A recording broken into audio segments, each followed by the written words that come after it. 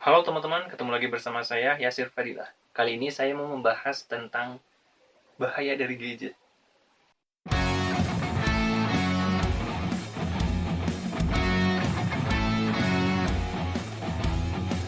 Di era modern ini, siapa sih yang nggak pakai gadget?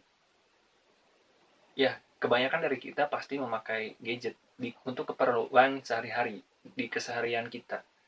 Seolah-olah gadget itu benda yang wajib, terutama smartphone ya. Seolah-olah itu benda wajib yang harus ada di saku kita atau di kantong kita. Seolah-olah kita nggak bisa terlepas sehari aja dari gadget. Nah, saya jadi kepikiran ya, sebenarnya kita yang mengendalikan gadget atau gadget yang mengendalikan kita, yang mengendalikan perilaku kita. Nah, ada dampak yang luar biasa ya dari penggunaan gadget ini. Karena gadget ini kan dipakai oleh lintas generasi, dari mulai balita, anak-anak, sampai orang dewasa dan orang tua. Nah, kita bisa belajar banyak hal dari gadget ini melalui gadget dengan mengakses internet misalnya. Saya pernah ya suatu saat nanya ke keponakan saya. Jadi dia itu kayak tahu kata-kata baru dari internet. Padahal dia masih kecil. Keponakan saya masih kecil.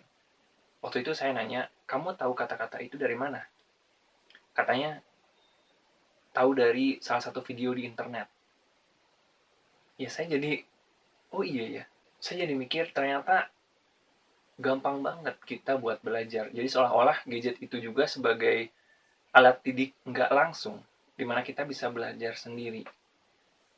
Tapi pastinya harus ada bimbingan dari orang tua, apalagi kalau anak itu masih kecil.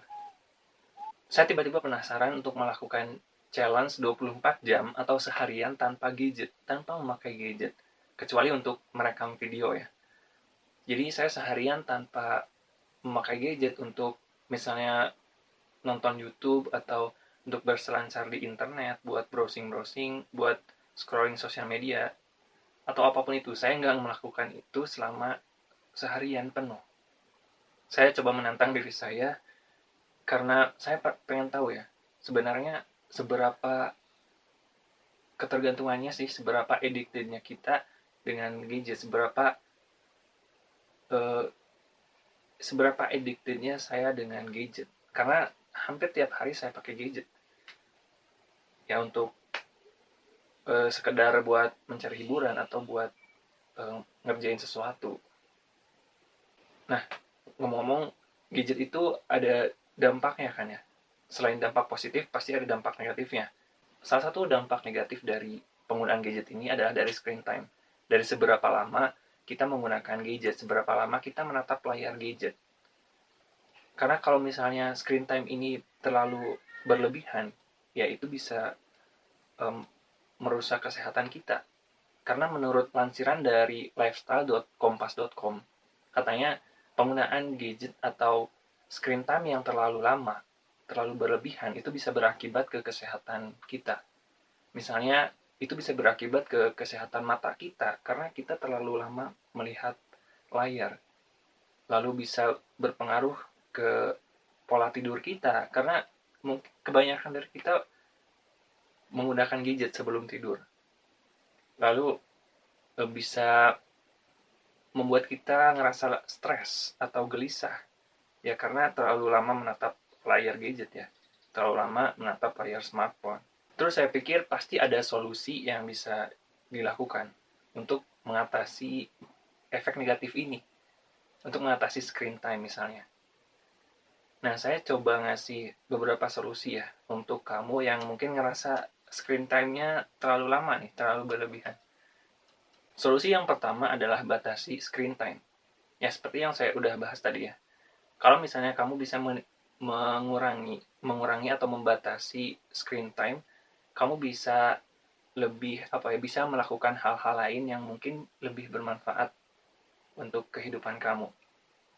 Karena kamu kan bisa tahu ya, seberapa lama kamu memakai gadget dari mulai pagi, siang, sampai malam sebelum tidur, pasti kamu bisa tahu nih, bisa menghitung seberapa lama, berapa jam atau berapa menit setiap harinya.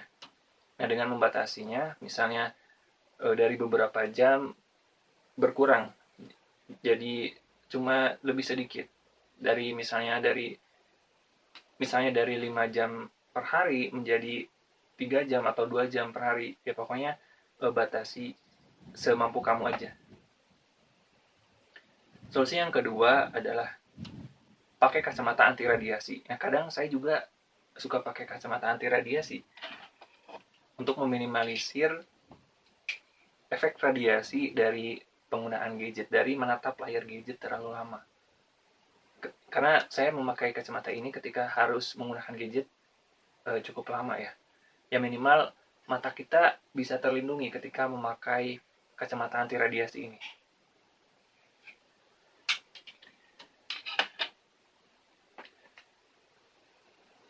Nah, solusi yang ketiga adalah kurangi ketergantungan. Nah, sadar atau nggak sadar kita udah ketergantungan gitu, udah bergantung sama gadget. Karena agak susah ya lepas dari gadget sehari aja. Seolah-olah apa-apa harus ke gadget, apa-apa harus ke gadget.